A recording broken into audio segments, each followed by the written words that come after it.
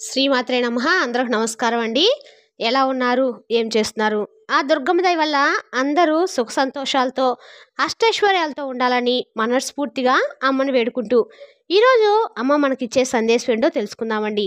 దుర్గమ్మ ఈరోజు మనకి ఒక్కసారి నా మాట వినమ్మా, నీ పనులన్నీ చేయడానికి నేను నిర్ణయం తీసేసుకున్నాను, అతి త్వరలోనే ప్రారంభించేస్తున్నాను, ఒక్కసారి ఈ సందేశాన్ని వినమని దుర్గమ్మ అంటూ ఉన్నారండి.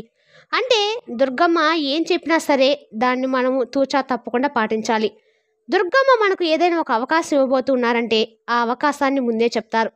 ఈ విధంగా అవకాశం వస్తూ ఉందమ్మా, దాన్ని అందిపుచ్చుకొని ఒకవేళ మనం దుర్గమ్మ వారి మాటను పెడచెవిని పెడితే ఆ అవకాశం మనము చేజారిపోవచ్చు. అందుకే దుర్గమ్మ ఏది చెప్పినా ఏ మాట చెప్పినా చాలా శ్రద్ధగా వినాలి.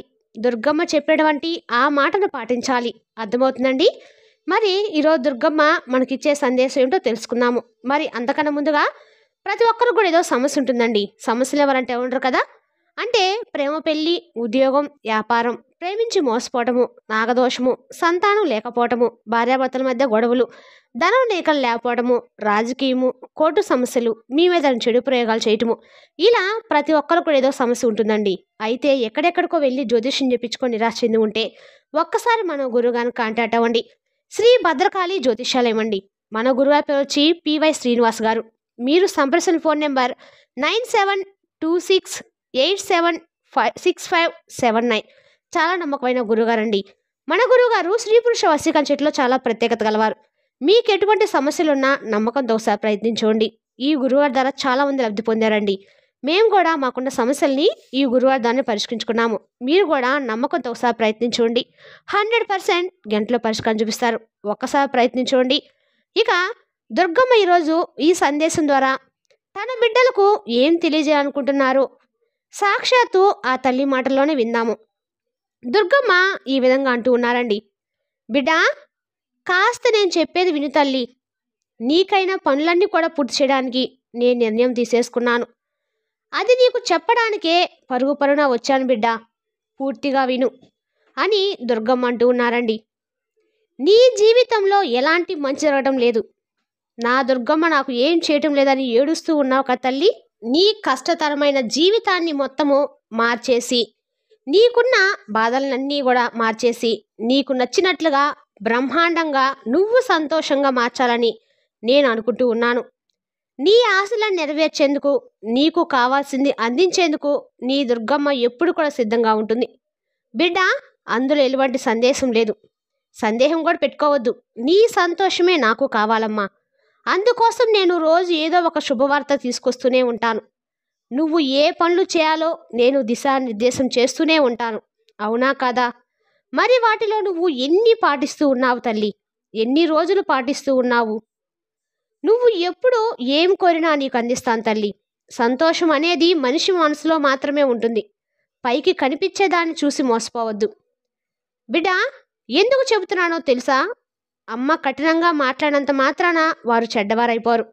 అనవసరంగా కూడా ఎక్కువగా మాట్లాడకు, ఎక్కడా కూడా మాట్లాడవద్దు.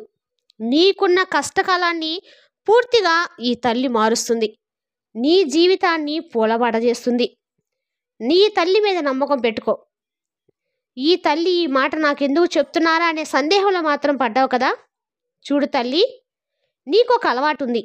ఎవరైనా ఏదైనా అన్నారని నీకు తెలిస్తే అందులో నిజమో అబద్ధమో ఎంతుందో తెలుసుకోకుండానే మాట తోలుతావు, తర్వాత బాధపడతావు. అందుకే దేని గురించైనా 1-2 సార్లు ఆలోచించాలి బిడ్డ. మాట జారితే తిరిగి తీసుకోవడం కష్టం కదా. కొంచెం కఠినంగా మాట్లాడాలని వారిపైన కోపం పెంచుకుంటావా? ఒక్కసారి ఆలోచించు. కఠినమైన మాటలే కానీ దానిలో నిన్ను చెడగొట్టే మాటలు ఏమైనా ఉన్నాయా? లేవు కదా. నువ్వు బాగుపడాలని, నువ్వు వృద్ధిలోకి రావాలని వాళ్ళు కొంచెం కఠినంగా మాట్లాడుతూ ఉంటారు బిడ్డ. వారిని అర్థం చేసుకో. నీ దగ్గర లబ్ధి పొందాలనుకునేవారు నీకు తీయనైన కబుర్లు చెప్తూ ఉంటారు.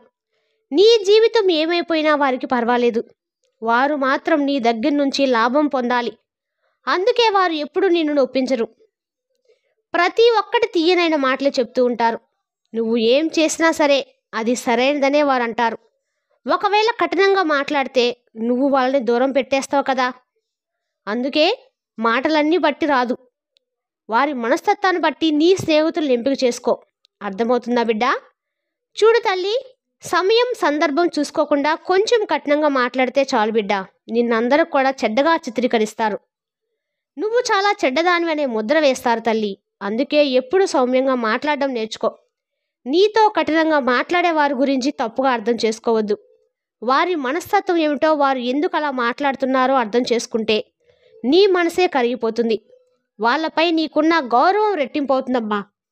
మళ్ళీ చెబుతున్నాను తల్లి, మాటను బట్టి కాదు, మనస్తత్వాన్ని బట్టి స్నేహితులను ఎంపిక చేసుకో. నీకు అప్పుడు అర్థమవుతుంది. జాగ్రత్తగా ఉండాలమ్మా. నువ్వు చాలా జాగ్రత్తగా ఉండాలి. ఎందుకో తెలుసా? ఈ లోకంలో ఇప్పుడున్నది ఉన్నట్లు మాట్లాడితే చెడ్డవారిగా ముద్రించేస్తున్నారు. ఆలోచించావా? ఇప్పటి వరకు నువ్వు కూడా నీతో కఠినంగా మాట్లాడేవారిని చెడ్డగానే అనుకున్నావు. నీ దుర్గమ్మ చెప్పపోతే ఈ విషయం గురించి ఎప్పటికీ నువ్వు ఆలోచించుండవు. అవునా కాదా? అందుకే మాట్లాడేటప్పుడు జాగ్రత్తగా మాట్లాడాలి. జాగ్రత్త వహిస్తావు కదా? చూడు బిడ్డ, నిజాన్ని దాచి అబద్ధాలు చెప్పే వారినే అందరూ నమ్ముతూ ఉంటారు. ప్రస్తుతము మంచివారిని భ్రమపడుతూ ఉన్నారు. ఇవన్నీ నీకే ఎందుకు చెప్తున్నానో తెలుసా? నా ప్రియమైన బిడ్డవు తల్లి, నువ్వు ఎప్పుడూ అందరినీ మంచి గురించి ఆలోచిస్తూ ఉంటావు. అలాంటి నువ్వు అసలు ఈ లోకంలో ఎలా ఉంటుంది, ఎవరు ఎలాంటి వారు, ఈ లోకంలో ఏం జరుగుతుందో ఏం జరగబోతుందో తప్పకుండా తెలుసుకోవాలి. నీకు సాయం చేయడానికి నేను నీ ముందుకు వచ్చాను బిడ్డ. నీ చుట్టూ ఉన్న అందరితో నువ్వు స్నేహంగానూ ఉన్నావమ్మా. అందరికీ మర్యాద కూడా ఇస్తూ ఉంటావు. ఎన్ని చేస్తున్నా కూడా ఇతరులు నీ గురించి తప్పుగానే మాట్లాడుకుంటున్నారు. కానీ అది నీకు తెలియడం లేదు. కొందరిని గుర్తిస్తున్నావు, మరికొందరిని మంచివారని నమ్మి మోసపోతూ ఉన్నావు. ఇది చాలా రోజుల నుంచి జరుగుతూ ఉంది. నువ్వు నీ మనసు చెప్పేదే వింటున్నావు తల్లి, దాన్నే నమ్ముతూ ఉన్నావు కూడా. కొందరు అది తప్పని వాదించినప్పటికీ సరేలే అని మౌనంగానే ఉంటున్నావు. నువ్వు ఎంత మౌనంగా ఉన్నా సరే వాళ్ళు నిన్ను గొడవలకు లాగుతూనే ఉన్నారు కదా. వారితో కాస్త జాగ్రత్తగా ఉండు బిడ్డ. ఎవరు ఎన్ని అన్నా సరే నువ్వు మాత్రం నువ్వు నమ్మిందే చెయ్యి. అప్పుడే నీ జీవితం అత్యంత గొప్పగా ఉంటుంది. ఎప్పుడైతే నువ్వు ఒక నిర్ణయాన్ని తీసుకుంటావో అది అలానే ఉంచుకో. దాన్ని ఎవరు ఏమి చేయలేరు బిడ్డ. ఎవరి కోసమో నువ్వు మారనవసరం లేదు. ఎవరిని నువ్వు మార్చాల్సిన పని లేదు. నువ్వు నీలానే ఉండు. అందరితో ప్రేమగా ఉండు. అదే ప్రేమను తిరిగి వాళ్ళ నుంచి మాత్రం ఆశించకు. అర్థమైందా? నువ్వు చేసే మంచి నీకు ఎంతో ఆనందాన్ని ఇస్తుంది తల్లి. నీ జీవితాన్ని ఎవ్వరూ మార్చలేరు, కానీ ఇక రాబోయే జీవితాన్ని నేను మార్చగలను బిడ్డ. నీ జీవితాన్ని మంచిగా నేను మారుస్తాను. ఎంతో అద్భుతంగా తీర్చిదిద్దుతాను. ఇన్ని రోజులు నేను చెప్పిన సందేశాలు, మాటలు నీకు ఎంతగానో ఉపయోగపడుతున్నాయి తల్లి. చెడ్డవారితో స్నేహం ఎంత ప్రమాదకరమో నీకు కూడా తెలుసు కదా. మరి ఎందుకు చెడ్డవారితో సావాసాన్ని మరిగావు? మంచి సావాసం, మంచి దారి చూసుకో.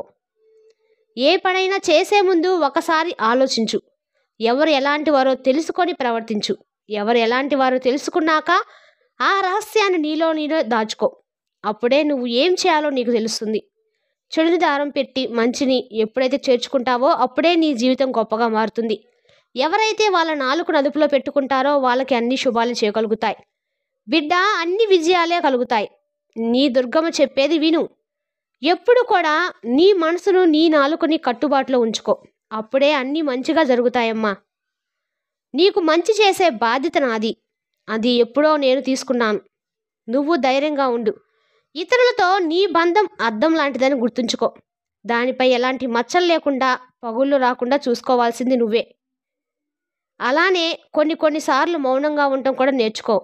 ఎప్పుడు ఎక్కడ ఎలా ఉండాలో తెలుసుకో. ఇక నీ భయాన్ని వదిలి ప్రశాంతంగా ఉండు. నీ జీవితంలో ఎలాంటి లోటు లేకుండా నేను చూసుకుంటానమ్మా అని దుర్గమ్మ అంటూ ఉన్నారండి. మనము ఈ సందేశం మోటలను చెప్పుకున్నామండి. దుర్గమ్మ ఇంతలా చెప్తూ ఉన్నారంటే మన జీవితాన్ని మార్చేటువంటి నిర్ణయాన్ని నేను తీసుకోవాలనుకుంటున్నానమ్మా. తప్పకుండా ఈ సందేశాన్ని వినని దుర్గమ్మ మొదటగానే చెప్పారు. దాని గురించి మనం మాట్లాడుకున్నాం. ఈ సందేశం కనుక వినకపోతే మనం ఏం కోల్పోతామో, ఏం కోల్పోవాల్సి వస్తుందో మన ఊహకే అందదండి. ఎందుకంటే ఈరోజు దుర్గమ్మ చెప్తూ ఉన్నారు, ఒక గొప్ప విషయాన్ని చెప్పారు.